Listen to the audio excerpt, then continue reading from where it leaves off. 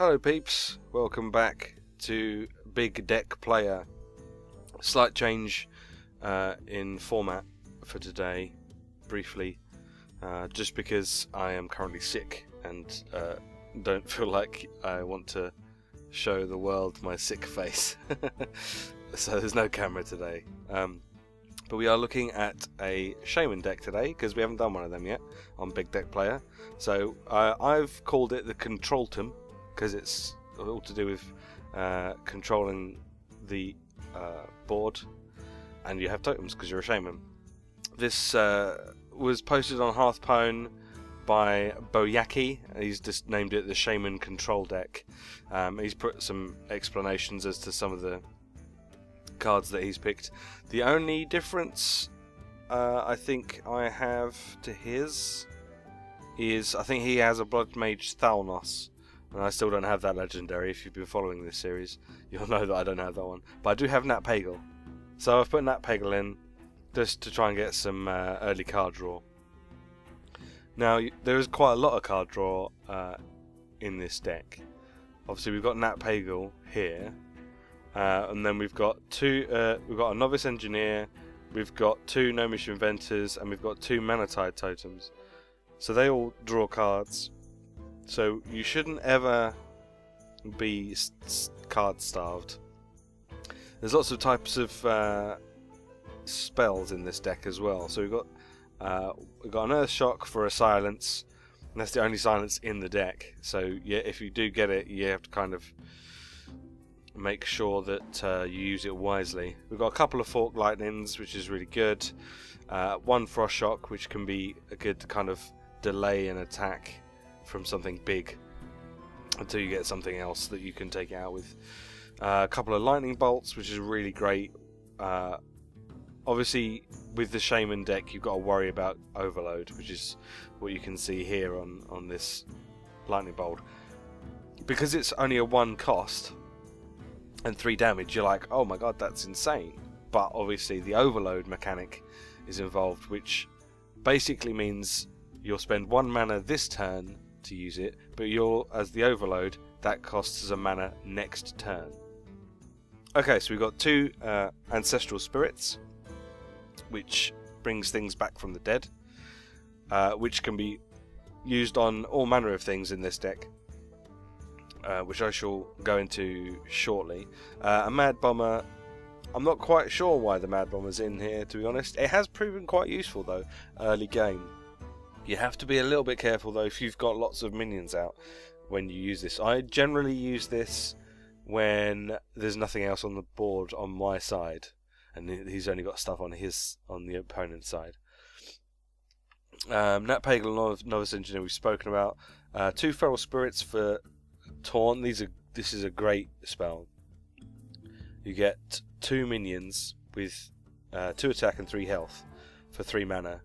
But then obviously you got the 2 overload, so if you use these turn 3, then you just got to bear in mind that turn 4 you'll only have 2 mana. But they're a great spell. A couple of Hex, which is great for getting rid of big minions, because you don't really have an awful lot that can get rid of big minions. So keeping a Hex for, say, a Gurubashi Berserker, or one of the Mountain Giants, or something like that, very useful. A couple of Lava Bursts, 3 mana cost for 5 damage is fantastic, but bear in mind again this has got the overload mechanic, so the next turn you'll be 2 mana short. A couple of Lightning Storms, which is awesome. All these spells that you see, like the Lightning Storm, the Lava Burst, Lightning Bolts, Frost Shock, Fork Lightning, if you can get the spell power, spell damage spell damage totem out on the board, then this suddenly makes quite a big difference. As I say, we've got the Manatide Totem and the Gnomish Inventor for card draw. Abomination's quite good for trying to get rid of some of the if you start getting a little overwhelmed. Because he's got 4 health, it usually means that something big has got to hit it. And if it doesn't die after hitting it. Like, say, for example, a Chillwind Yeti has 5 health.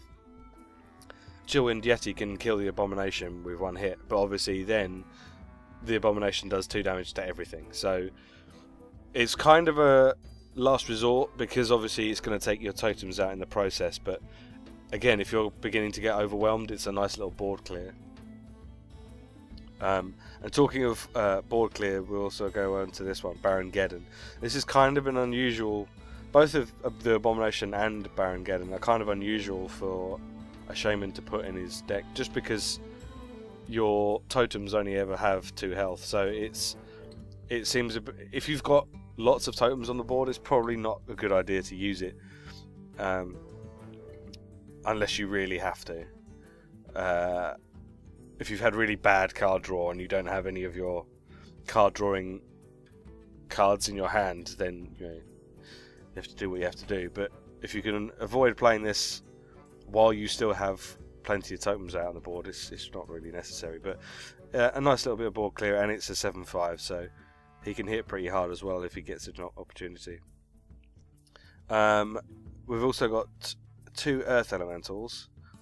These things are fantastic. 5 mana and you get a 7/8. Is incredible. I mean, obviously it's quite a hefty overload, but what I sometimes like to do is I'll get the Earth Elemental out and then I'll put an Ancestral Spirit on it, which basically means that once they've spent ages trying to kill this thing, because it's got 8 health, it dies and then another one comes back in its place. And you won't have to worry about the mana cost or the overload effect. That won't happen because you've used the Ancestral Spirit. Or alternatively, you could use a Faceless Manipulator and become a copy of it, which is also a nice little ability. The only problem you've got with putting Ancestral Spirit on something is if they decide to silence it. That's the only time that becomes an issue, especially as this is a taunt as well, so they could essentially silence it and that'll get rid of the Ancestral Spirit and the taunt, but you'll still have a 7/8 creature on the board on turn 5, which is pretty fantastic. And just to finish it off at the end, Ragnaros the Fire Lord, because oh hang on, oh no, there's one more after that. So we've got Ragnaros Fire Lord because it's a Shaman, and Rag is one of the best legendaries in the game, and Onyxia, also one of, in my opinion, one of the better legendaries. An 8/8, and you can literally just fill your side of the board with whelps. Yeah, great card. So there we go, that's the deck. I've had mixed results of it, although I was playing with it last night and I had quite a lot of success. So we shall see how we get on when we play a game.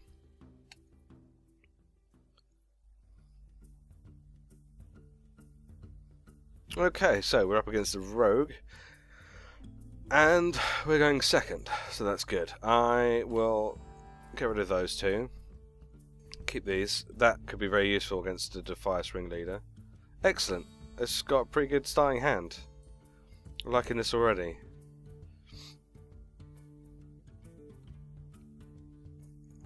Right, well, what should we do? We could Nat Pagel.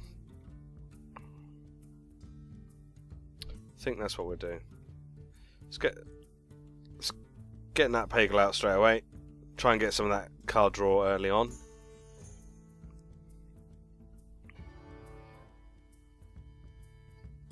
Shut that door. Turn that light out.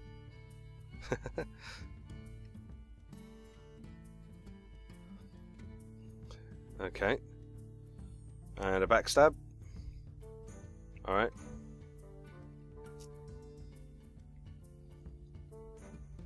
Let's hope for a healing totem. Yay! And we get a card. Awesome. Lovely. That went well.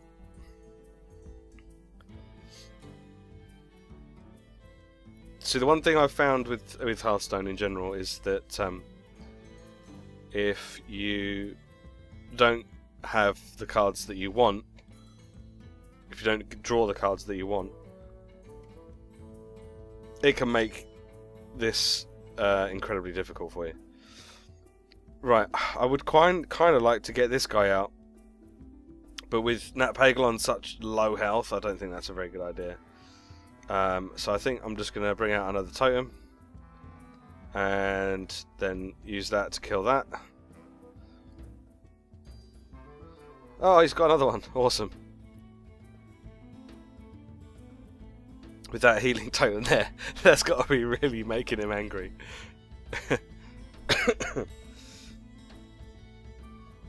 He's had to use so many cards to try and get rid of that one. He's finally got rid of it. That's kind of funny. Alright, let's get the Gnomish Inventor out. Awesome. Right, now at 5 cards, at 5 mana, I believe rogues get the Assassinate. So I have to be pretty careful as to what I use, because obviously an Earth Elemental is a big threatening card, and you could just assassinate it, get rid of it.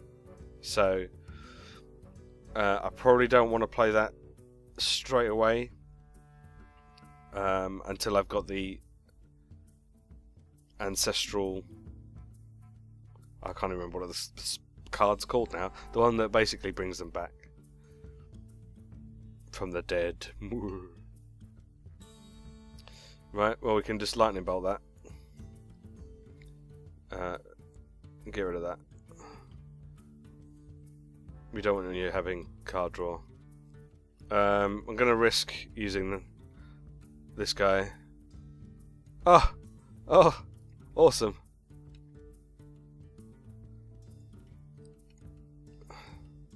You got all 3 of them.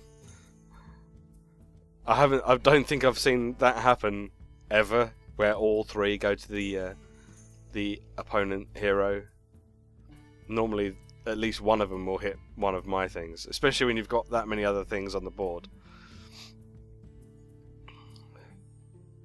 Is that a sensible idea? Okay. Let's see. What have we got here? Well, I've got 5 mana, so I could Lava Burst him and do some damage, or I could risk getting out the Earth Elemental.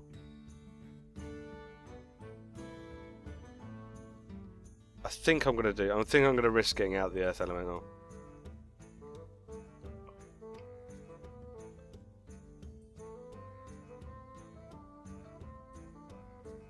And we'll see what happens. He's probably got an Assassinate. Yep, that's what I expected. Never mind. Is that it? Okay. Well, seeing as I still have a taunt here, actually I could just get the wolves out. I think I'm going to get the wolves out. That is my board full now, so I can't actually play any more minions. I could just kill this off. I think I'm just going to do that. Because I may need to play another minion at some point. And if he doesn't start killing them off, then I'm going to have a problem. I'm not quite sure... Oh, okay. Right.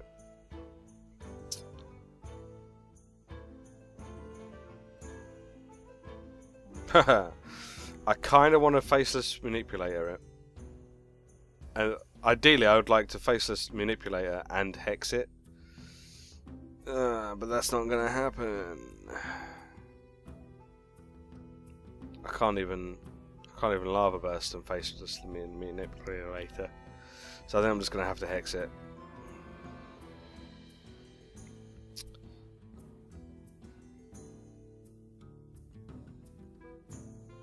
And we'll just get another totem out. I was thinking about getting a Lava Burst, but I don't want to overload myself again. Just yet. Because I could get my own Ragnaros out next turn.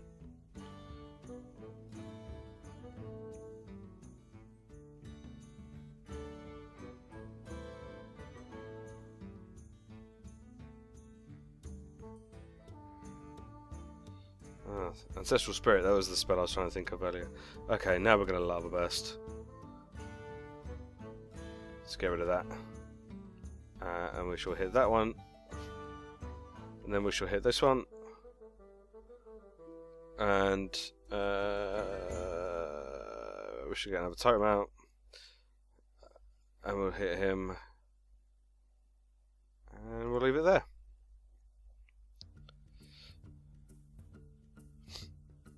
This game is going relatively well, actually. I wasn't sure if it was going to, but it has. The card draw and the starting cards were a lot better this turn than I've had in some previous ones.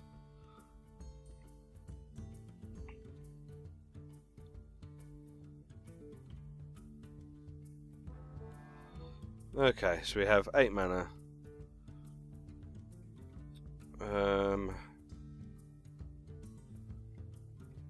That does 3 damage to 2 minions. So I could get rid of both of those, but then I won't have enough to play my Ragnaros.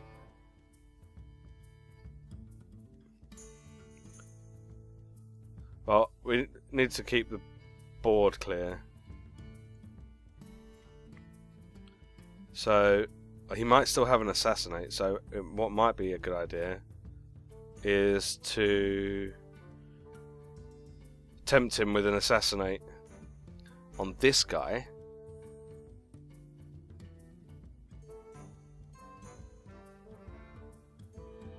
Because he'll die next turn if he doesn't do something about this guy. So if he's got another Assassinate, then he'll use it. In which case, I can then get my Ragnaros out without any problems. He doesn't have an Assassinate, which means it's GG. GG. And that's the Shaman Control / Controltem deck. Not bad. Not bad at all. As I say, I think I played about 9 or so games last night with this deck as a kind of warm-up and won the majority. I think I maybe lost 1 or 2. So it's not infallible, and if you get your high-cost cards early on, then you're going to be in trouble. But making good use of the card draw cards that you do have in the deck can make a difference, make a big difference. But yeah, the lack of minions that actually do damage in the early game can sometimes be a bit of a bummer, because as you can see, you can have all your totems out and you can have Nat Pagal out, and you're not actually doing any damage to the hero, and that's essentially at the end of the day what you need to do. So Mad Bomber and Novice Engineer are the only ones that actually do any damage below 4 mana. So yeah, so you just need to keep the board under control so that when you get to 5, 6 plus mana, then you can start doing damage with your Onyxia, Ragnaros, Barongeddon, Faceless Manipulator, as I say, on Earth Elementals or Rag or Onyxia, will make up for the fact that you didn't do any damage earlier on. And obviously against stuff like Warriors and Rogues, where they have to start hitting your stuff to try and get rid of it, Feral Spirits are great in that respect, because there's 2 of them. So early game, against a Warrior especially, a Feral Spirit can be pretty useful. So that's the deck. If you decide to give this deck a go and see how it is for yourself, let me know how you get on. Either leave a comment or you can tweet me, and let me know how you get on. If you've made a video with this deck that you'd like me to see, then send me links and I'll check it out. Alright, thanks very much for watching, peeps. Keep an eye on my Twitch channel, as I may very well be streaming soon. I've been doing some test streams, so I'll leave a link in the description for everything. and I'll see you again soon. Thanks for watching. Bye bye.